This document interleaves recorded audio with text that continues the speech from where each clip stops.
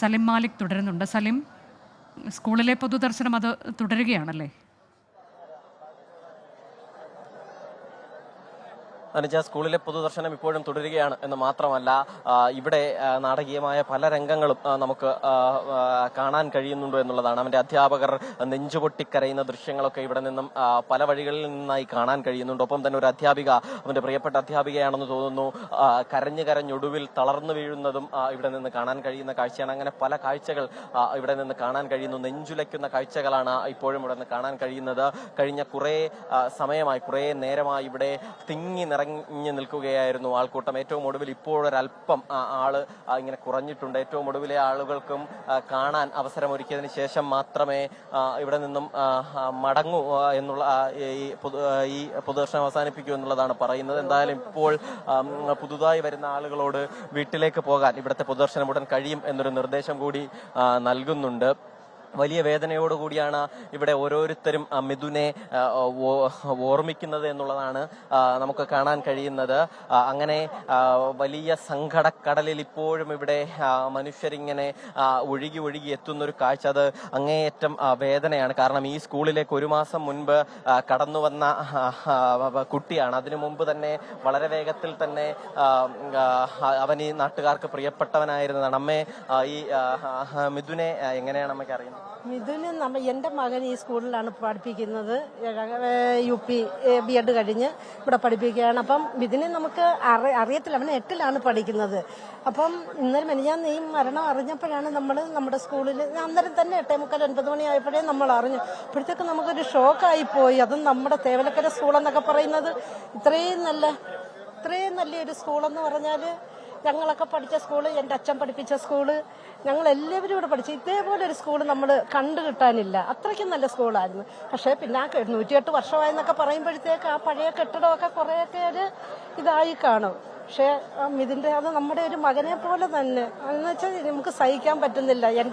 മുൻപ് അറിയില്ലായിരുന്നു അമ്മയ്ക്ക്? മുൻപ് അറിയില്ല. ഇപ്പൊ അവന് ഒരു മാസം വിളന്തറയാണ്. വിളന്തറയെന്ന് പറഞ്ഞാൽ കാരാളിമുക്കിന് പടിഞ്ഞാറേക്കല്ലയുടെ പഞ്ചായത്ത്. അനുജ, അത് തന്നെയാണ്. അതായത് ഈ അമ്മയ്ക്ക്, അമ്മ കണ്ണ് നിറഞ്ഞുകൊണ്ടാണ് നമ്മോട് സംസാരിക്കുന്നത്. പക്ഷേ ഇതിനു മുൻപ് ഈ അമ്മയ്ക്ക് മിഥുനെ അറിയില്ലായിരുന്നു. കഴിഞ്ഞ 3 ദിവസം മുൻപ് വരെ നമ്മൾ പലർക്കും മിഥുനെ അറിയില്ലായിരുന്നു. പക്ഷേ അതിനുശേഷം മിഥുൻ നമ്മുടെ ആകെ വേദനയായി മാറുന്ന കാഴ്ച നമുക്ക് കാണാൻ കഴിയുന്നു എന്നുള്ളത് തന്നെയാണ്. അത് നമ്മുടെ എല്ലാ സംവിധാനങ്ങളുടെയും വീഴ്ച അതുമായി ബന്ധപ്പെട്ടുണ്ടായിട്ടുണ്ട്. അതുകൊണ്ട് തന്നെ ഇപ്പോഴിവിടെ ഒഴുകിയെത്തിയ ആൾക്കൂട്ടം, അതിനു മുൻപ് വിലാപയാത്രക്കിടയിൽ വഴികളുടെ ഇരുവശത്തും കാത്തുനിന്ന ജനക്കൂട്ടം ഒക്കെ ആ വീഴ്ചയ്ക്ക് പൊന്നുമോനോട് മാപ്പ് ചോദിക്കുകയാണ് എന്നുള്ള കാര്യത്തിലും തർക്കമില്ല. ചേട്ടൻ മിഥുനെ അപ്പോൾ ആ പൊന്നുമോനെ മാപ്പ് ചോദിക്കുന്ന കാഴ്ച കൂടിയാണ് നമുക്കിവിടെ നിന്നും കാണാൻ കഴിയുന്നത്. വളരെ വൈകാരികമായ പല കാഴ്ചകളും നമുക്കിവിടെ നിന്ന് കാണാൻ കഴിയുന്നുണ്ട് എന്നുള്ളത് കൂടിയാണ്. അല്പസമയത്തിനകം തന്നെ ഇപ്പോൾ ആ തിരക്ക്, നമ്മൾ നേരത്തെ സൂചിപ്പിച്ചതുപോലെ ഒരു വലിയ തിരക്ക് ഇവിടെ നിന്നും മാറിയിട്ടുണ്ട്. പക്ഷേ ഇപ്പോഴും കുറെ അധികം ആളുകൾ കൂടി ഇനിയും കാണാനുണ്ട്. അവർ ഓരോരുത്തരായി കണ്ട് മടങ്ങുകയാണ്. കണ്ടു മടങ്ങുന്നതിൽ അവന്റെ പ്രിയപ്പെട്ട കൂട്ടുകാരുൾപ്പെടെയുള്ളവരുണ്ട് എന്നുള്ളതാണ്. നേരത്തെ തന്നെ ഈ സ്കൂളിലേക്ക്, ഞാൻ നേരത്തെ സൂചിപ്പിച്ചതുപോലെ, ഒരു മാസം മുൻപാണ് മിഥുൻ ഈ സ്കൂളിലേക്ക് എത്തുന്നത്. പക്ഷെ വളരെ വേഗത്തിൽ തന്നെ ഈ സ്കൂളിലുള്ളവർക്കൊക്കെ പ്രിയപ്പെട്ടവനായ ഒരു മിഥുനെയാണ് ഇവിടെയുള്ളവർക്ക് എല്ലാവർക്കും അറിയുന്നത്. മാത്രമല്ല അവന്റെ നാട്ടുകാർക്ക് അവനെ ഓർമ്മിക്കുന്നത് ഒരു മികച്ച ഫുട്ബോൾ കളിക്കാരനാണ് എന്നുള്ള നിലയിൽ കൂടിയാണ്. ആ മോഹത്തോടു കൂടിയാണ് ഈ സ്കൂളിലേക്ക്, വലിയ ഫുട്ബോൾ കളിക്കാരനാകണം എന്ന മോഹത്തോടു കൂടിയാണ് ഈ സ്കൂളിലേക്ക് എത്തുകയും ചെയ്തത്. പക്ഷേ ആ മോഹങ്ങളെല്ലാം വഴിയിൽ ഉപേക്ഷിച്ച് അവൻ മടങ്ങുകയാണ്. ഏറ്റവും ഒടുവിൽ ഇന്നൊരു ശനിയാഴ്ച, സാധാരണഗതിയിൽ ഈ സ്കൂളിലേക്ക് മിഥുൻ വരേണ്ട ദിവസമല്ല, അവധി ദിവസമാണ്. ആ ശനിയാഴ്ച ദിവസം അവന്റെ സ്കൂളിലേക്ക് അവൻ മോഹിച്ച് ആഗ്രഹിച്ചെത്തിയ അതേ സ്കൂളിലേക്ക് അവൻ ഒരിക്കൽ കൂടി വന്നു. പക്ഷേ കളിച്ചു ചിരിച്ചായിരുന്നില്ല. പുത്തനുടുപ്പുകളോ വസ്ത്രങ്ങളോ ഒന്നും ഇട്ടായിരുന്നില്ല. അവൻ കുടുക്കയിൽ സൂക്ഷിച്ചിരുന്ന പൈസ അതൊരു ചെരുപ്പ് വാങ്ങാൻ വേണ്ടി സൂക്ഷിച്ചിരുന്നതായിരുന്നു. അങ്ങനെ ഒരു പുതിയ ചെരുപ്പ് വാങ്ങിയല്ല അവൻ ഈ സ്കൂളിലേക്ക് ഏറ്റവും ഒടുവിലായി വന്നത്. പകരം ചേതനയറ്റ ശരീരമായി, അനക്കമറ്റ ശരീരമായാണ് മിഥുൻ ഈ സ്കൂളിലേക്ക് അവന്റെ അവസാന യാത്രയ്ക്കായി വന്നത്. ഇനി അല്പസമയം കൂടി കഴിഞ്ഞാൽ ഇനി ഒരു വരവ് കൂടി ഇവിടേക്കില്ലാത്ത വിധം അവൻ ഈ സ്കൂളിനോട് വിട ചൊല്ലുകയാണ്. ഈ സ്കൂളിൽ നിന്നും അവന്റെ അവസാന യാത്രയും പറഞ്ഞ് ഇവിടെ നിന്ന് മടങ്ങാനൊരുങ്ങുകയാണ്. അതിനുള്ള ക്രമീകരണങ്ങൾ അവന്റെ പ്രിയപ്പെട്ട അധ്യാപകരും ഇവിടെ നിന്നുള്ള സംഘാടകരും ഒക്കെ ചേർന്ന് ഒരുക്കിക്കൊണ്ടിരിക്കുന്ന കാഴ്ച കൂടി നമുക്ക് ഇവിടെ നിന്ന് കാണാൻ കഴിയും. അവൻ്റെ പ്രിയപ്പെട്ട കൂട്ടുകാരുടെയൊക്കെ കണ്ണീരിൽ കുതിർന്ന മുഖം നമുക്ക് ഇവിടെ നിന്ന് കാണാൻ കഴിയും.